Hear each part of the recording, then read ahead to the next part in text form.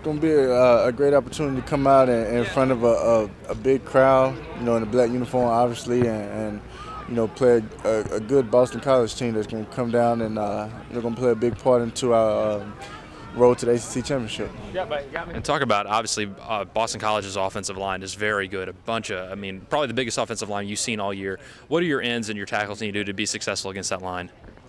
Well, don't change anything that we've been doing. The name of our game is speed, and it's been successful for us in the previous games, and it's definitely a game that looking at them on film, that speed will be effective, and it's one of those things of you get the big boys moving, and then you can do what you want to with them because they don't have that good of a balance.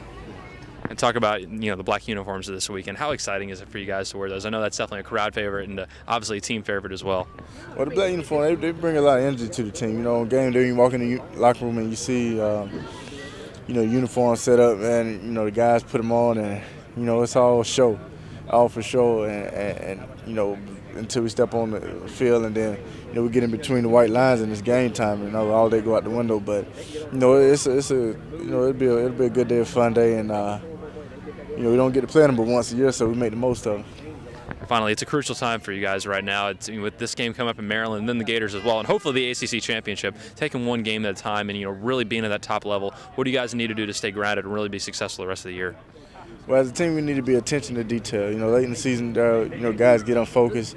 Guys, start telling themselves mentally that they're getting tired. So we just have to keep, attention to detail, and we'll be fine and continue to play Florida State football.